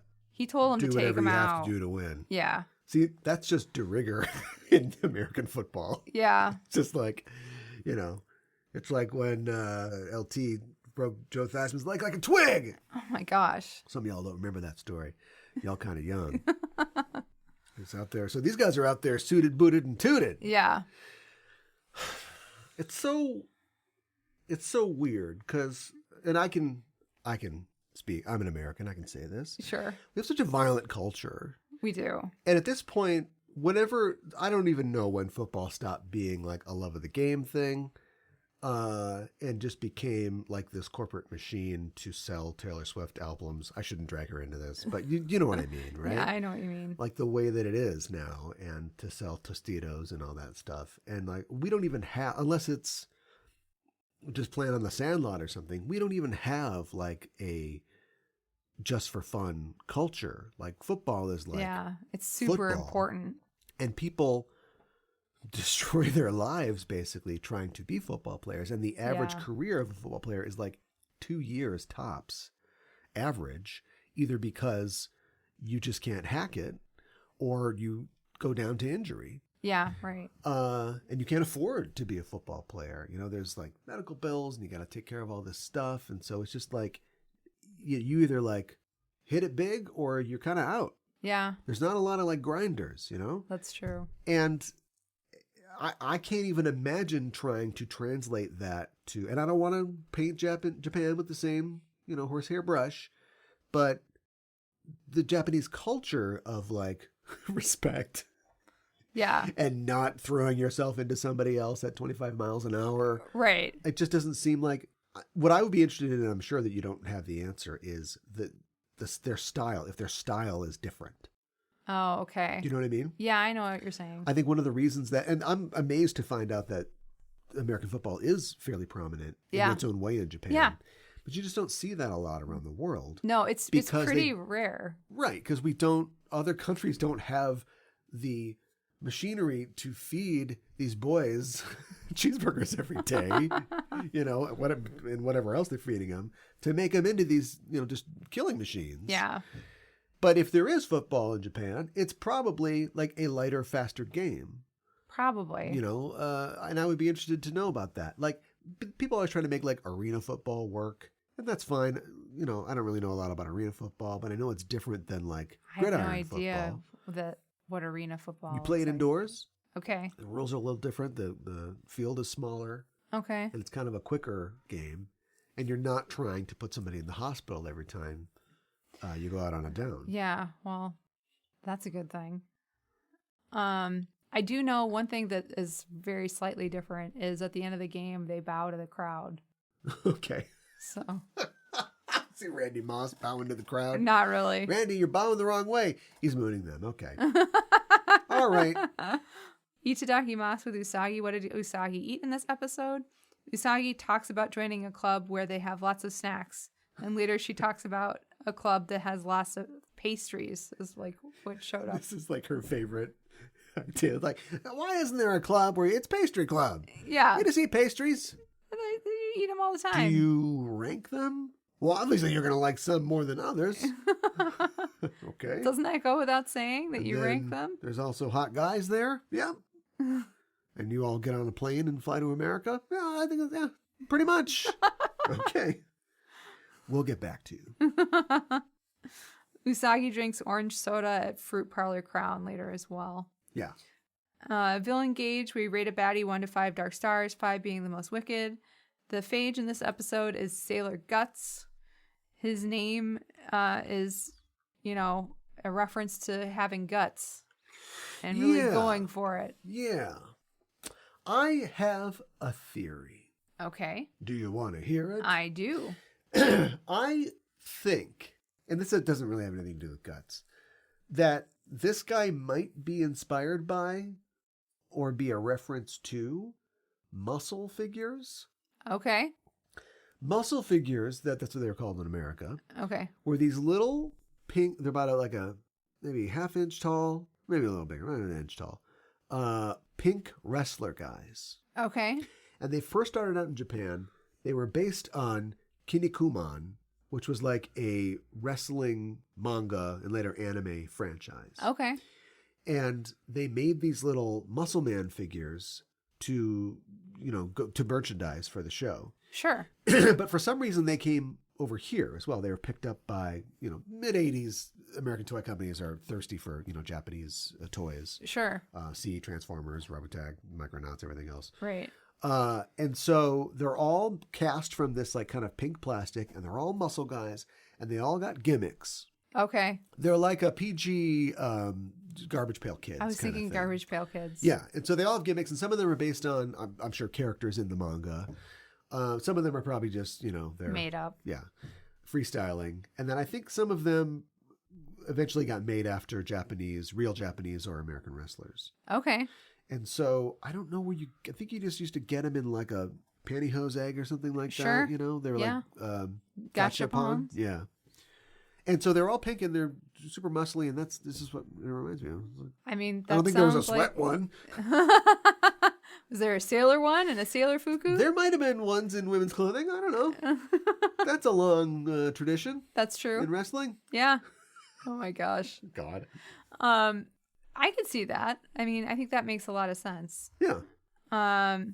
So his design, he's got, like we said, bright pink skin, lots of muscles.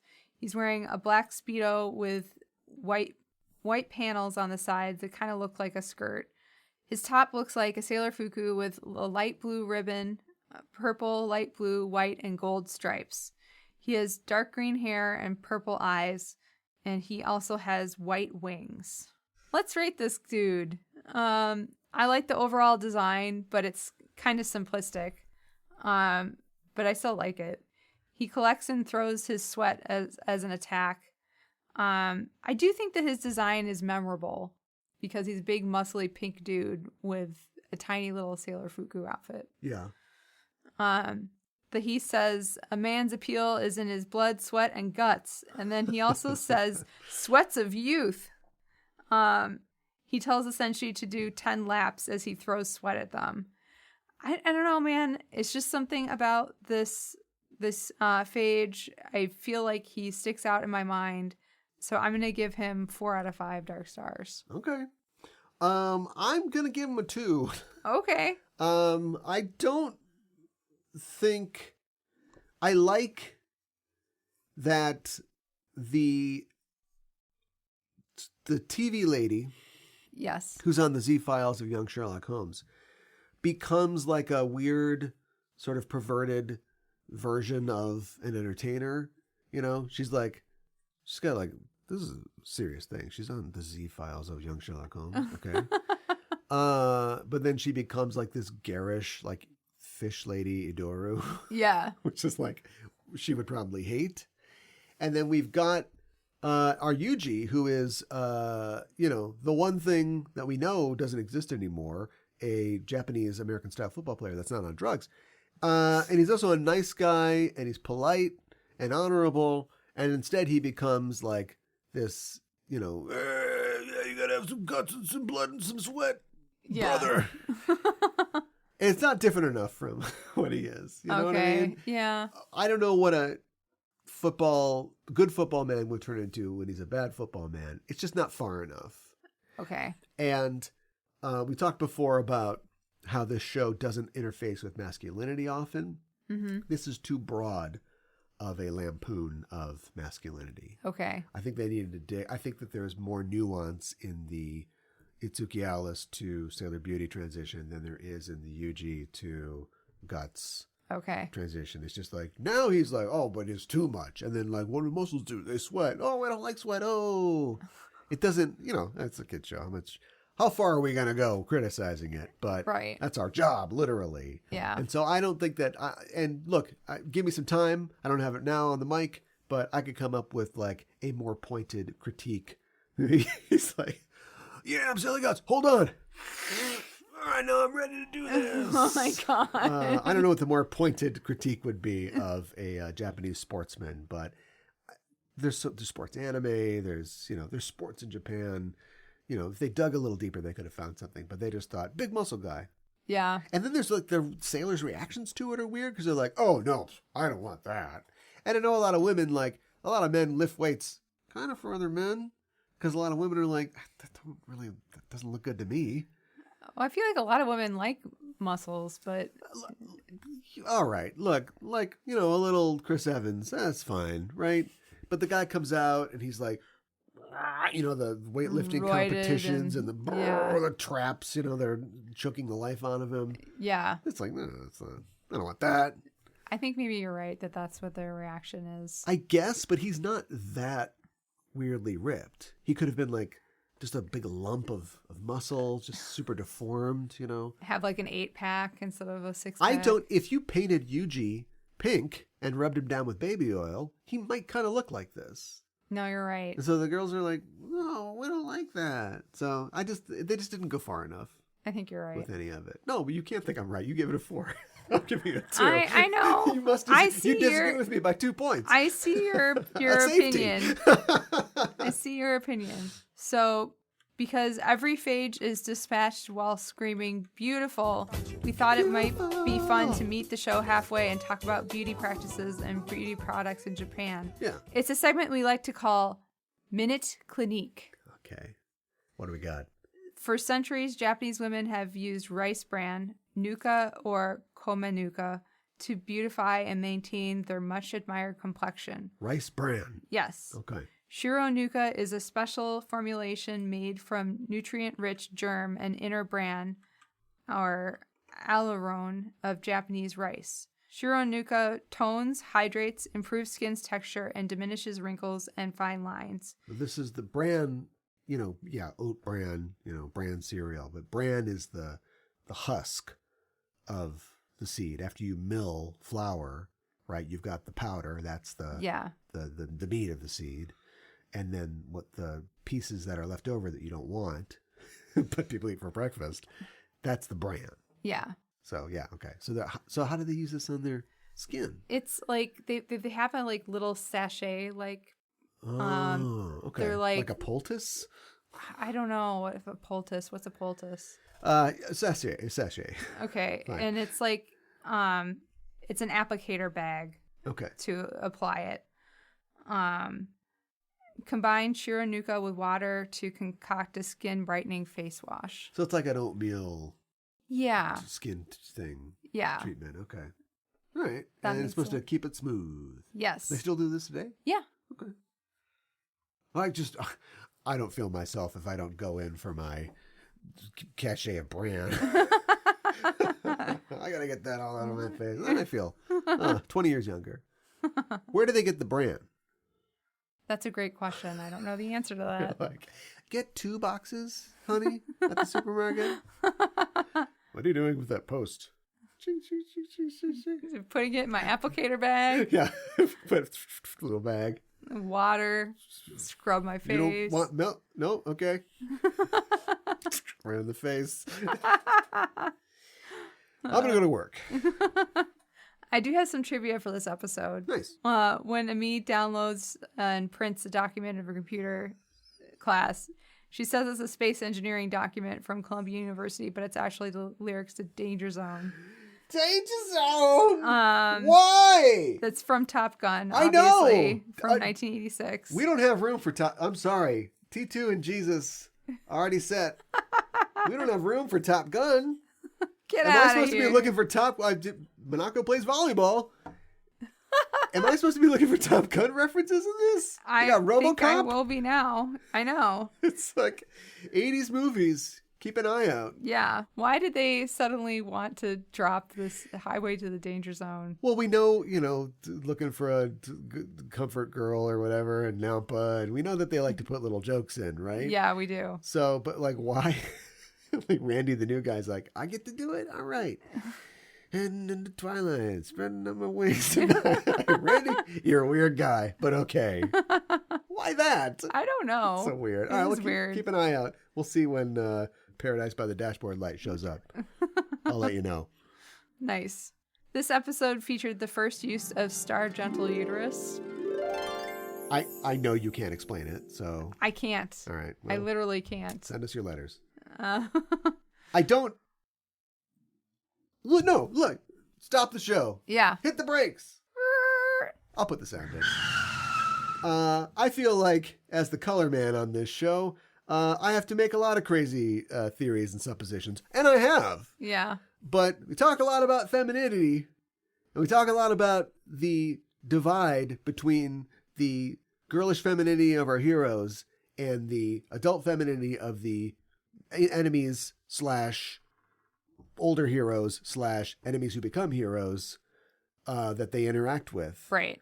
What's up with gentle uterus? I don't know. And what's up specifically with a gender queer or gender fluid hero specifically being like, gentle uterus? I know. What is it? I don't know. It's weird. You've read the manga. I know. It's in the manga. I know too. it is. You have to blame Naoko Takeuchi. It's her fault. Well, we've talked about, how those Ferrari payments keep piling up. And she's like, all right, I'll do a 5th one. Is it possible that she's just like, the artifice is stripped away as the creativity sort of wanes? And so eventually you're just kind of like, women stuff, I don't know, uterus is fine. And she's screaming in English. I know. So Japanese people are never going to know what it is. I know. So that's fine, right? Yeah. It's like, when they walk around with like, it's a good day for fucking, or whatever their t-shirts say. Yeah, they don't know right. what it says. So she's just like, it's supposed to be like something woman. I don't know. It must be, that just has to be what it is, right? I guess. But for like a show that, and I guess they never said, I'm putting this on them, so maybe this isn't their fault. But like for a show that sort of represents, femininity in a space that's like, and like swords the size of cars and yada, yada, yada in anime, they're like, we're the show for women. It's about women. And it's about women's struggles. And here's a gentle uterus. Are we sure that the sounds don't mean something else in Japanese? Like it actually means like, I don't think so. Lethal lightning bolt or something like that? I really wish that was What's the case, Japanese word but for uterus? I don't know what it You is. should have come prepared. I should have. Okay. Well, I'll get look you it that, up. I'll get you that dirty Japanese Translation dictionary. All right. Now we're up to our rating. I like how Iron Mouse answers the phone that is in a drawer and then uses an elevator with a key card that says it's out of order. I like how she then goes to visit Galaxia. I like how Ami's three lights fan card is number 25, which means she would have had to have moved pretty fast to get the low of a number. When does she have the time? I don't know, man. Oh, maybe. Oh, somebody's done this already.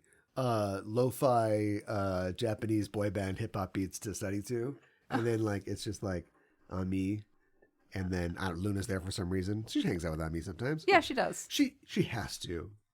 Right? Yeah. I can just see Luna coming in through the window, and Ami's like, "Oh, Luna, you're the only one I can talk to. These girls, I don't know."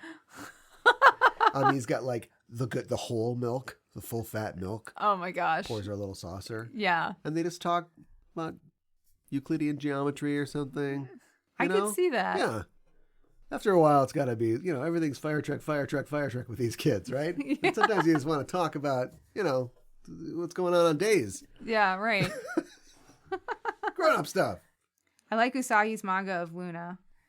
I feel like this was a pretty decent episode, but not a whole lot necessarily happens in it. Yeah. So I'm going to give it 3 out of 5 roses. Okay, that's fair. Does Sailor Moon, the manga, have like the back page little cartoon mangas, like 4-panel type things? I was thinking this could have been. Oh, it doesn't? Okay, well then never mind. She does little side things like on the panel where she does like little notes like writing to the fans and stuff like that. Everybody does that, yeah. Yeah. Okay. The Chibi's like, so this vampire's not so bad. Don't try to bite my neck again. All right, well, never mind. That's the thought I had. I'm gonna give it 3 as well. It's fine. I could have given it a 2, but enough. Some good stuff happens. Some fun stuff happens, but also, and they're trying.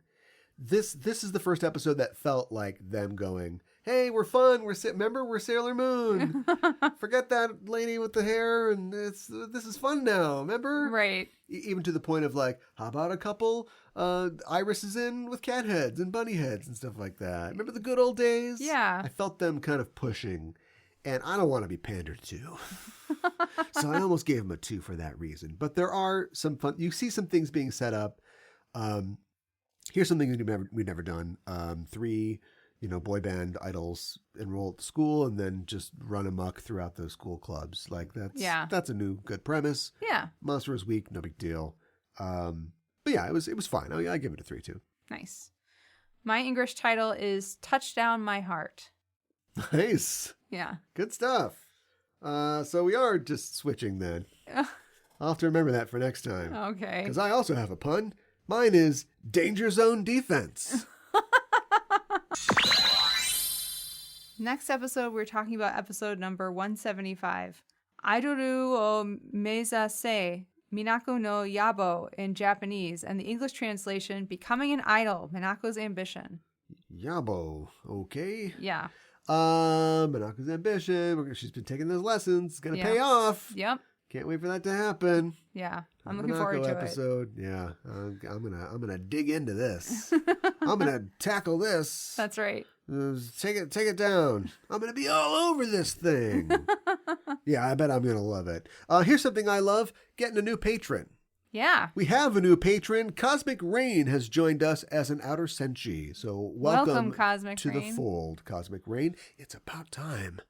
If you want to become a Senshi and get access to our extended content on our Patreon, including extra podcasts and outtakes and movie reviews and anime reviews and all that kind of good stuff, you can do that at patreon.com/Sailor Noob. And whether or not you do that, definitely join our Discord. It's free. There's a link in the show notes. Join it. Talk about Sailor Moon with us. And also we talk about all your favorite pop culture topics. And, if you want to say, hey, guys, you're doing a good job. Here's a little money. Go see a Star War. You can do that by going to coffee. That's ko-fi.com/JustEnoughTrope. Put a little something in the tip jar. Say, hey, doing a good job. Well, that's our show for this week, and the Name of the Moon will be punishing you next week with another episode of Sailor Noob. Danger Zone!